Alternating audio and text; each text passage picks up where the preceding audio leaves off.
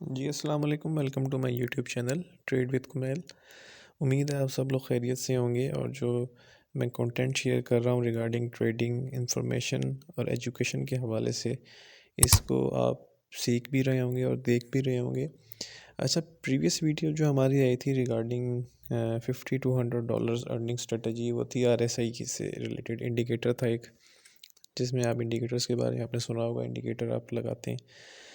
तो जो प्रीवियस उससे जो प्रीवियस वीडियोस थी मेरी ट्रेंड लाइन की और रिगार्डिंग मार्केट कैसे बिहेव करती है, प्राइस एक्शन चार्ट क्या होता है, कैंडलस्टिक पैटर्न क्या होते हैं, उम्मीद है आपने वो सब कुछ देख लिया होगी, कुछ क्लैरिटी आ गई होगी। मज़ीद जो एजुकेशनल वीडियोस हैं वो मैं इसलिए पोस्ट कर रहा हूँ ताकि आपको और मज़ीद क्लैरिटी आती जाए। अब आपने करना ये है कि इन चीज़ों को सबको आपने जहन नशीन कर लेना है और इसको आपने कंपाइल करना है और प्रैक्टिस करनी है अपने एंड से। ये ट्रेडिंग व्यू पे मैं आपको ट्रेडिंग व्यू पे ले चलता हूँ। अच्छा जी, आज की जो स्ट्रेटजी है ना हमारी, वो भी $50 to $100 अर्निंग पे है। और इसमें आज मैं आपको इंडिकेटर बताऊंगा ना, वो है MACD। बहुत ही खूबसूरत इंडिकेटर है हमारा ये। मैं डेली टाइम फ्रेम पे आ गया हूँ और मैं इंडिकेटर्स में जाऊंगा तो अगर मैं लिखूंगा MACD, moving average convergence divergence, ठीक है, इसमें मैं चला जाऊंगा। ये MACD पैटर्न कहलाता है, इंडिकेटर कहलाता है।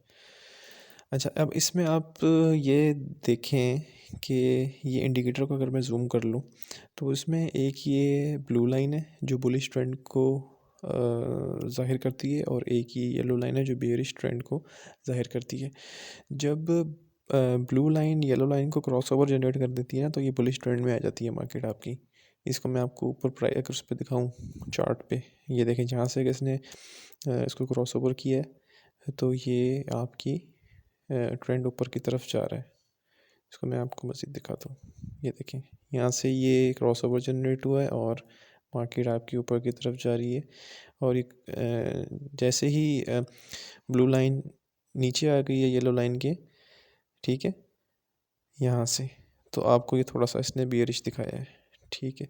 अभी इंडिकेटर्स मैं आपको प्रीवियस वीडियोस में बता चुका हूँ कि बहुत सारे लोग हैं जो हमारे प्रोफेशनल ट्रेडर्स हैं ना, वो इंडिकेटर पे नहीं अपनी स्ट्रेटजीज़ पे वर्क करते हैं, लेकिन ये इंडिकेटर्स की हेल्प भी वो लेते हैं कुछ आइडिया लेने के लिए कि मार्केट किस डायरेक्शन में जा रही है, हमें मतलब कैसे ट्रेड मिल सकती है, हमने कैसे ट्रेड निकालनी है।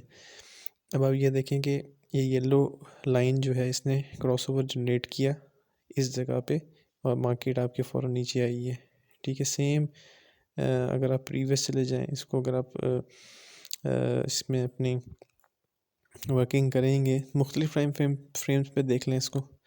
15 मिनट्स टाइम फ्रेम पे आप देख लेते हैं। देखें जी, ये जब आपकी येलो लाइन जो ऊपर आई हुई है उसने क्रॉस ओवर किया हुआ है ब्लू लाइन को, उसका मतलब है ये डोमिनेंस में आ गई, BS जो है वो आपके डोमिनेंस में आ गए। तो आपकी ये यहाँ से क्रॉस ओवर जनरेट हुआ था इस जगह से, और आप देखें प्राइस किस तरीके से नीचे आई है, ठीक है।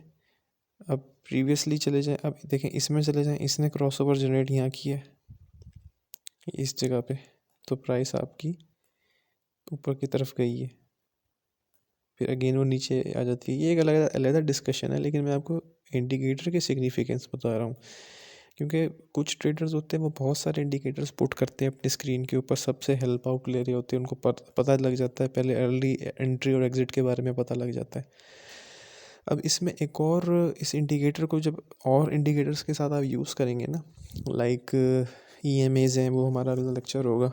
EMS एक्सपोनेंशियल मूविंग एवरेज के साथ बहुत अच्छे तरीके से ये काम करती है, और इसमें आप ये है कि बहुत अच्छे तरीके से आपको पता लग सकता है कि भाई मार्केट जो है ना अब उठने वाली है। अब समटाइम्स आप देखें कि नीचे की तरफ डबल बॉटम लग जाता है, ये डबल डबल बॉटम, ये देखें ये डबल बॉटम लगा हुआ है, और अब आपको अंदाज़ा नहीं है कि मैंने कहाँ से एंट्री लेनी है, तो ये जो इंडिकेटर होगा ना वो आपको हेल्प आउट करेगा। अब ये देखें डबल बॉटम यहाँ लगा हुआ है, यहाँ जैसे ही लगा है इस इंडिकेटर ने इसको साइन आपको दे दिया है कि आप का बुलिश ट्रेंड इसमें थोड़ा सा शुरू होने वाला है, आपने यहाँ एंट्री लेनी है। जैसे ही आप देखें इस जगह पे क्रॉस ओवर जनरेट हुआ, ब्लू ऊपर आई और येलो नीचे गई, यानी ब्लू ने हमें इशारा दिया कि ये बुलिश हो गया है, तो हमने एक कंफर्मेशन इस इंडिकेटर के थ्रू भी ली। अब आप ये देखें कि जैसे ही मैंने इसको यहाँ किया है, देखें मार्केट के आपकी प्राइस ऊपर गई है, ऊपर की तरफ गई है, आपने फर्दर इससे ऊपर की तरफ भी गई है। अच्छा, अब इस इंडिकेटर में होता ये है कि इसके भी साइकिल्स होते हैं, इस इंडिकेटर्स के साइकिल चल रहे होते हैं। अब ये जो इसके दरमियान वाली लाइन है ना, ये अगर मैं आपको इसको हॉरिजॉन्टल लाइन लगा के दिखाऊँ इसकी, अब आपको शायद पता लगे। ये देख लें, आपकी जो दरमियान वाली जो लाइन है ना, इससे जब नीचे होता है ना, तो ये बेरिश के 2 साइकिल भी समटाइम इसमें लगा लेता है। लेकिन देखें, जैसे एक दफ़ा ये गया, बियर्स की डोमिनेंस थी, उसके बाद फिर एक दफ़ा इसने क्रॉसओवर जनरेट किया, फिर दोबारा एक दफ़ा इसने किया, 2 से 3 दफ़ा ये साइकिल दिखा सकता है। सेम अगर आपकी प्राइस बुलिश है ना, तो ये इस लाइन के ऊपर ट्रेड करना शुरू कर देगा और 2 साइकिल्स दिखाएगा। मैं आपको एग्जांपल दे देता हूँ, फिर प्राइस सेक्शन से भी एग्जांपल दे दूँगा। अब देखें, ये प्राइस ये ऊपर गई है, बुलिश ट्रेंड में गई है, फिर एक दफ़ा बेरिश हुई, फिर बुलिश हुई, यानी इसने 2 साइकिल आपको दे दिए, और फिर ये बेरिश हुई है और फिर नीचे की तरफ गई है। ठीक है, अब प्राइस एक्शन चार्ट को दिखा दूँ मैं आपको इसमें।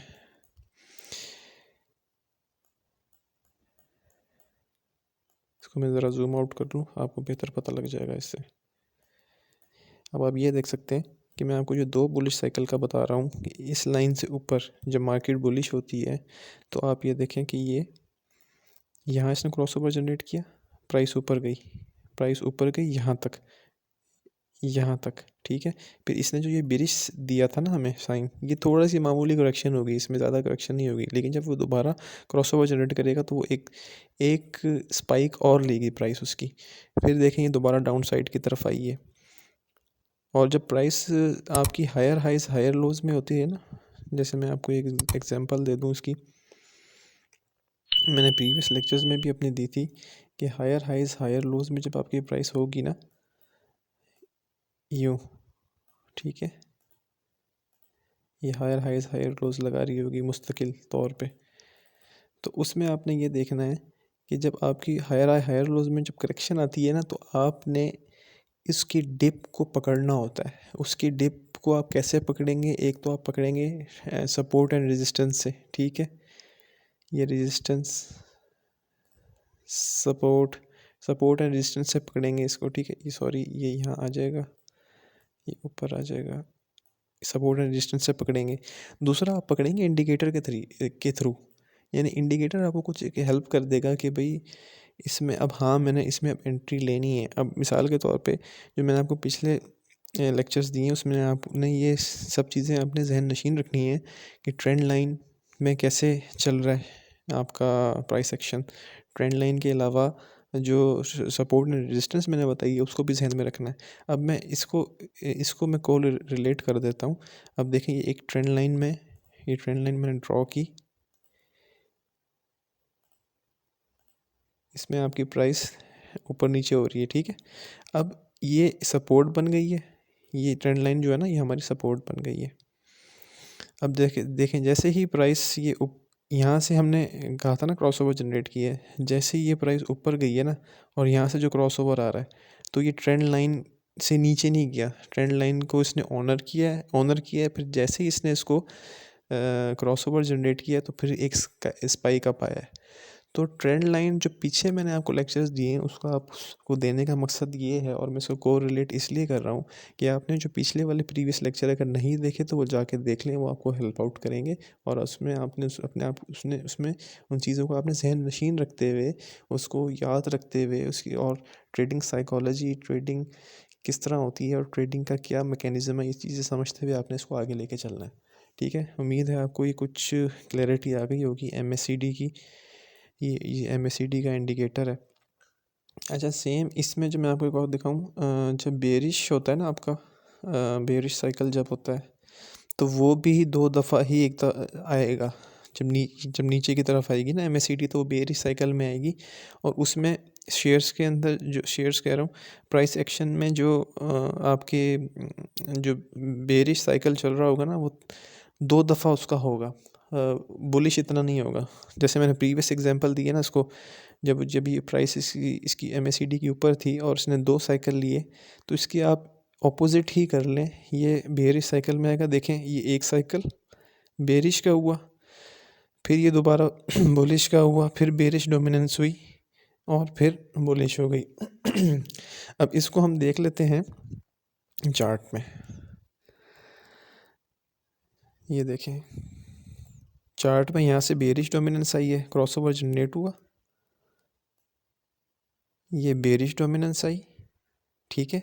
लेकिन इसने इसको क्रॉस किया, बुलिश साइन इंडिकेट किया, लेकिन ये इतना स्ट्रॉन्ग नहीं होगा। अब देखें मार्केट साइडवेज हो गई, तकरीबन थोड़ी सी ऊपर गई है।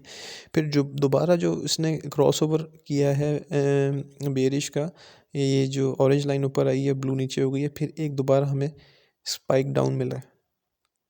तो ये इसके ऑपोजिट होगा जो मैंने ऊपर आपको इंडिकेट किया है। तो ये बहुत अच्छी स्ट्रेटजी है, इससे आपको बहुत अच्छी हेल्प मिल सकती है। और इससे भी मैं आपको बताऊं, अगर आप एक इंडिकेटर पे या एक स्ट्रेटजी पे, किसी भी स्ट्रेटजी पे अगर आप अबूर हासिल कर लें, तो आप आराम से $50 to $100 आराम से अर्न कर सकते हैं डेली, ठीक है। तो ये कोई ये $50 to $100 भी कोई एक बैरियर नहीं है। ये तो आपकी अपनी आपकी चाहत है कि आप कितने डॉलर्स अर्न करना चाहते हैं, आपकी अर्निंग कितनी होनी चाहिए, ये आप पे डिपेंड करता है, आपके रिस्क एंड रिवॉर्ड पे, और आपका अकाउंट कितना है, इस पे डिपेंड करती हैं सारी चीज़ें। मनी मैनेजमेंट ज़रूर कीजिएगा, स्टॉप लॉस ज़रूरी रखना है। ये इंशाल्लाह नेक्स्ट लेक्चर जो होगा ना, वो हमारे इंडिकेटर्स के साथ साथ ना स्टॉप लॉस और मनी मैनेजमेंट में भी होगा, क्योंकि ये वो बहुत इम्पोर्टेंट चीज़ें हैं, स्टॉप लॉस और मनी मैनेजमेंट। क्योंकि बहुत सारे आपके ट्रेडर्स होते हैं, उनके पास बहुत नॉलेज होती है, बहुत ज़बरदस्त ट्रेड्स कर रहे होते हैं, लेकिन उनके पास बैकअप प्लान भी नहीं होता कि अब अगर मेरा स्टॉप लॉस हिट हो गया तो मैंने क्या करना है। बल्कि इवन तो मैंने ऐसे भी ट्रेडर्स देखे हैं जो स्टॉप लॉस लेते ही नहीं, कहते हैं ये फ़जूल है, क्योंकि मार्केट जो है स्टॉप लॉस हिट करवाती है और ऊपर चली जाती है। ये तो बिल्कुल ठीक बात है कि मार्केट जो है ना, वो स्टॉप लॉस हंट कर रही होती है आपकी सपोर्ट पे और रेजिस्टेंस पे, लेकिन आपको थोड़ा सा स्लिपेज देना पड़ता है ना। अब मिसाल के तौर पे मैं आपको एक छोटी सी एग्जांपल जाते जाते यहाँ देता चलूँ कि ये मेरी रेजिस्टेंस थी ना, ये वाला जो एरिया था फॉर इंस्टेंस, तो मैंने जो स्टॉप लॉस पुट करूँगा ना, वो मैं अपना स्टॉप लॉस थोड़ा सा इसको ऊपर, थोड़ा सा इसको टाइम दूंगा कि स्लिपेज भी होती है, क्योंकि लोग अक्सर जब प्राइस एक्शन ऊपर की तरफ आ रहा होता है ना, तो लोग फ़ौरन अपने स्टॉप लॉस एक्टिव करके और फ़ौरन बाइंग की तरफ बटन हिट करना शुरू कर देते हैं, जिसकी वजह से जो है ना प्राइस एक्शन जो होता है वो कैंडल यूँ ऊपर बनती रहती हैं, यूँ करके ऊपर बनती रहती हैं और उसको हिट करवाती हैं, और नीचे फिर इसको सिर्फ हिट करवा के नीचे नीचे बनना शुरू हो जाती हैं। क्योंकि उसको मार्केट का मकसद ही यही है कि स्टॉप लॉस हंट करती है। किसी भी आप चार्ट में देख लें, मार्केट स्टॉप लॉस हंट करेगी और वापस नीचे आ जाएगी। इसलिए फिर हम थोड़ा सा पार्शियल सा डिफरेंस रखते हैं, ताकि वो हंटिंग में, स्टॉप लॉस हंटिंग में थोड़ा सा टाइम मिल जाए आपको। तो ज़ाहिर है रिस्क टू रिवॉर्ड है, और रिस्क तो आपको लेना पड़ता है मार्केट में, लेकिन साथ उसको मैनेज भी करना पड़ता है, स्टॉप लॉस भी पुट करना पड़ता है। इंशाल्लाह नेक्स्ट जो हम करेंगे ना व्लॉग, वो उसमें इंडिकेटर्स के साथ साथ एक अलग सेशन रखेंगे स्टॉप लॉस और मनी मैनेजमेंट का, ताकि आपको उसके बारे में भी थोड़ी सी क्लैरिटी आ जाए।